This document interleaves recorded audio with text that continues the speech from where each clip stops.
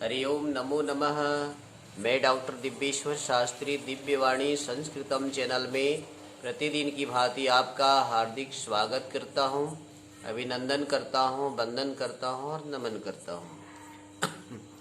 प्यारे छात्र छात्राओं, सम्माननीय अध्यापक बंधुओं, अध्यापिकाओं, बहनों, दिव्यवाणी संस्कृतम चैनल के माध्यम से हम आपको अनवरत संस्कृत प्रशिक्षण का कार्यक्रम देते जा रहे हैं और हम इस चैनल के माध्यम से संस्कृत के नियमों को सीखते जा रहे हैं, संस्कृत के विविध प्रकार के ज्ञान विज्ञानों को प्राप्त करते जा रहे हैं।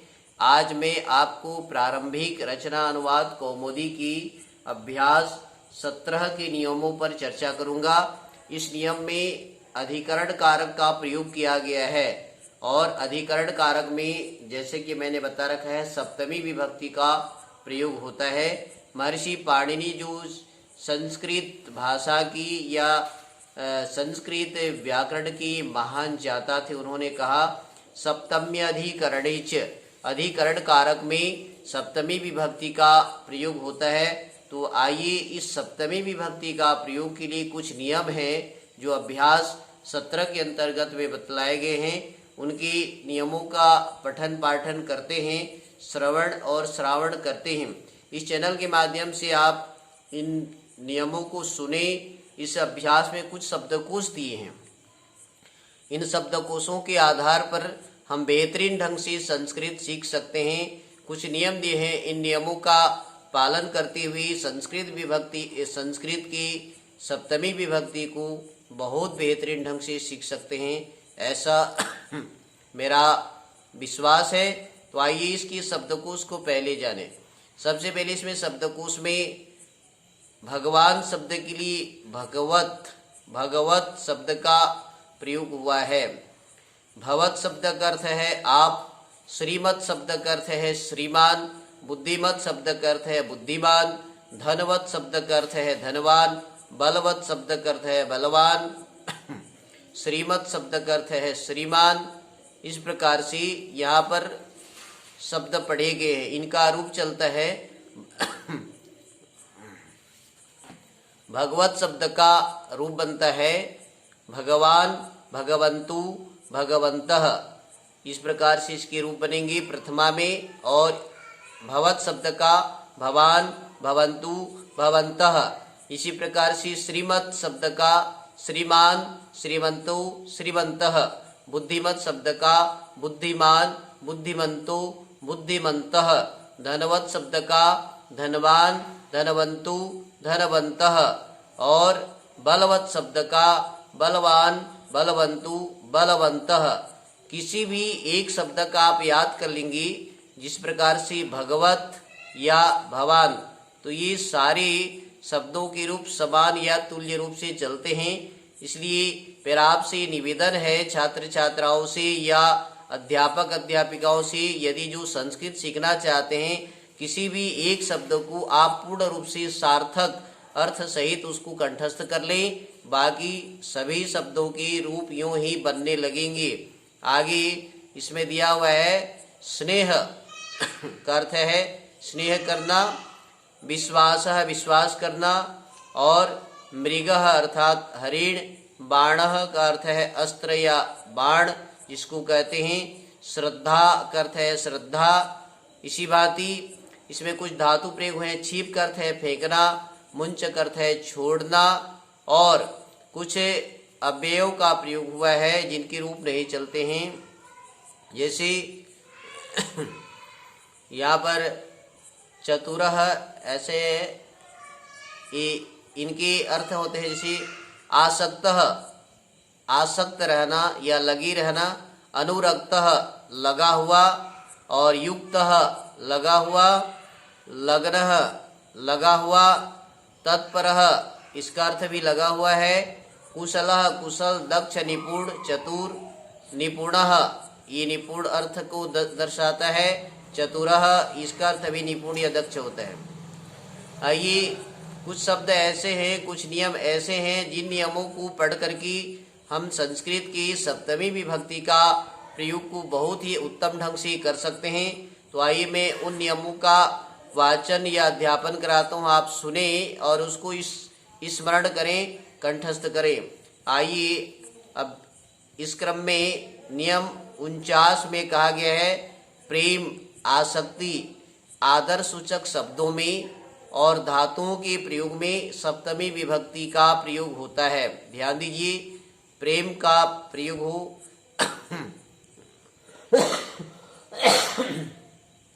आसक्ति शब्द का प्रयोग हो या आदर सूचक शब्दों का या धातुओं का प्रयोग हो तो वहाँ पर सप्तमी विभक्ति होती है। जैसा कि आप उदाहरण से जान सकते हैं, उसका मुझ पर स्नेह है, तस्य मयि स्नेहः अस्ति। उसका मुझ पर या मुझ में स्नेह है, तस्य मयि स्नेहः अस्ति।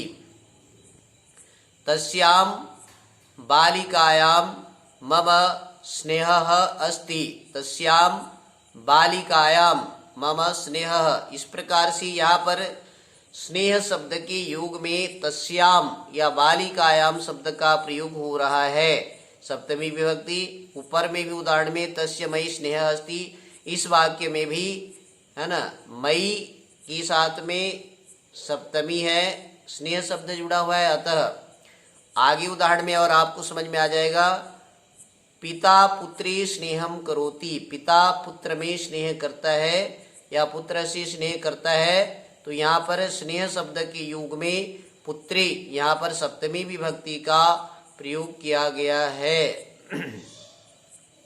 इसी भांति रामः रमायाम आसक्तः अस्ति, आसक्त शब्द के योग में सप्तमी हुई है। रामः रमायाम आसक्तः अस्ति, राम रमा के ऊपर आसक्त है, यहाँ पर रमायाम आप देख रहे हैं सप्तमी है।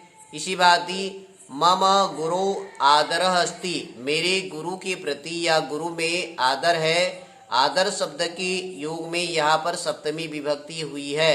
इस प्रकार से आपने समझा कि प्रेम, आसक्ति आदर सूचक शब्दों में या धातुओं के प्रयोग में सप्तमी विभक्ति होती है। उदाहरण से आप समझ सकते हैं। आगे नियम 50वां में संलग्न चतुर अर्थ वाले शब्दों के साथ में भी सप्तमी विभक्ति होती है। चतुर, निपुण, दक्ष, इन शब्द के योग में सप्तमी विभक्ति होती है।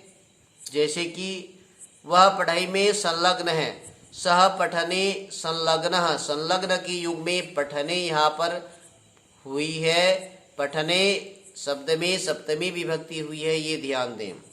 इसी प्रकार से सह अध्ययने युक्तः तत्परः आसक्तः वा अस्ति, वह अध्ययन में संलग्न है, तत्पर है, युक्त है। तो यहाँ पर आसक्तः, तत्परः, संलग्नः, युक्तः, इन शब्द की योग में अध्ययने, पठने किसी भी शब्द होगा वहाँ पर सप्तमी विभक्ति का प्रयोग देखा जाता है।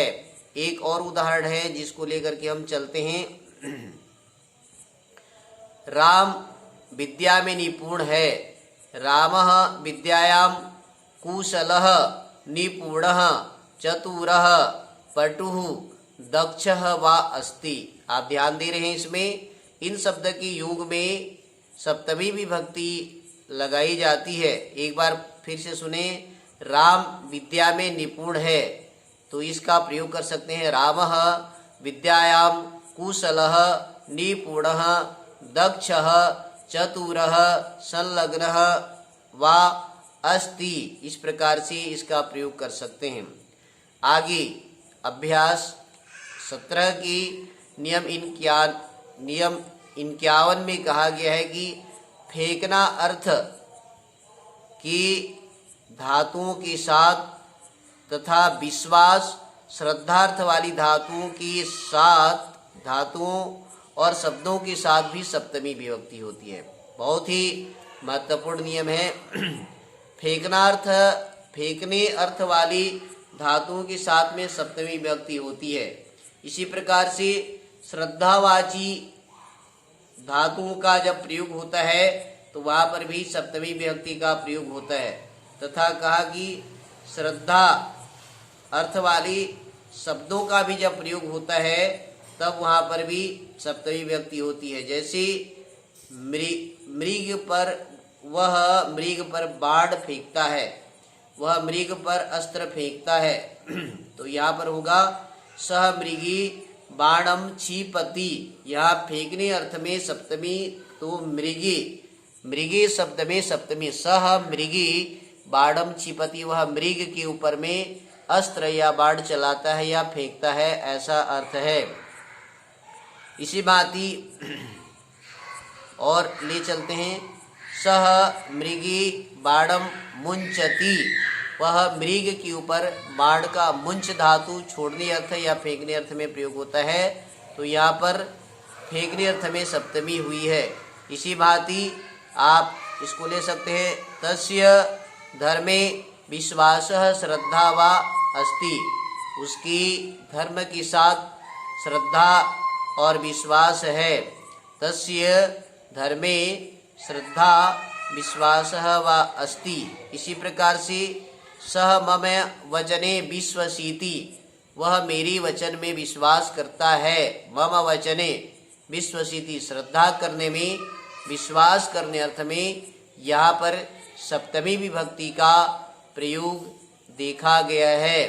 छात्र छात्राओं, अध्यापक बंधुओं, अध्यापिकाओं बहनों, आज के पाठ में अधिकरण कारक और सप्तमी विभक्ति का पठन पाठन हमने किया है। आप इसके उदाहरण के आधार पर समझ सकते हैं, सीख सकते हैं, जान सकते हैं।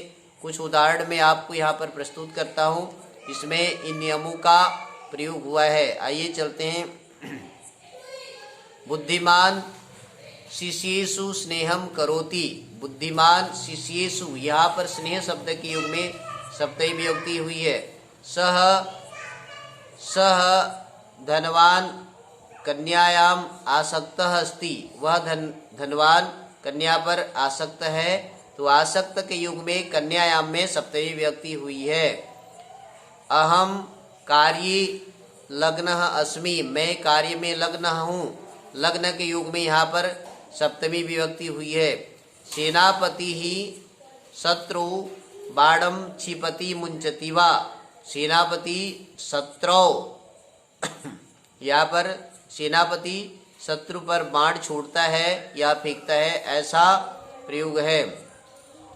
मम भगवती श्रद्धा विश्वासः च अस्ति, मेरी भगवान के ऊपर श्रद्धा और विश्वास है। इसी भांति भवान कुतः आगच्छति, आप कहाँ से आ रहे हैं। इन शब्दों के योग में आपने देखा ये सुंदर उदाहरण है। यहाँ पर श्रीमंतम बुद्धिमंतम च नमतः, श्रीमंतम श्रीमान को और बुद्धिमान को मेरा नमस्कार है। इस प्रकार से आज के इस अभ्यास में हमने सप्तमी विभक्तियों को सीखा। कहाँ कहाँ पर सप्तमी विभक्ति होती है, प्रेम आदरवाची शब्दों में, फेंकने अर्थ में, लग्न में, तत्पर में। और आज का पाठ बड़ा ही रोचक और बड़ा ही प्रेरक है सप्तमी विभक्ति को जानने में। आप इन नियमों के आधार पर विविध प्रकार के वाक्यों की रचना कर सकते हैं, नए नए वाक्यों का निर्माण कर सकते हैं। इन्हीं शब्दों के साथ मैं आप सबको पुनः पुनः धन्यवाद करते हुए आज के पाठ को विराम की ओर ले चलता हूं। और मैं कहना चाहूँगा, यदि आपने हमारे चैनल को अभी तक लाइक और सब्सक्राइब नहीं किया है तो अविलंब अति शीघ्र आप दिव्यवाणी संस्कृतम चैनल को लाइक करें, सब्सक्राइब करें और धारा प्रवाह संस्कृत के नियमों को सीखें, व्याकरण के नियमों को सीखें, सुंदर सुंदर विषयों पर चर्चा परिचर्चा को सुने, विविध प्रकार की पर्वों पर, विविध प्रकार की कथा प्रहेलिकाओं पर, कहानियों पर भी आप श्रवण करें। इन्हीं शब्दों के साथ मैं आप सबको पुनः पुनः धन्यवाद देती हुई बोलना चाहूँगा। नमो नमः, पुनर्मिलामः। जयतु संस्कृतम, जयतु भारतम। धन्यवादः।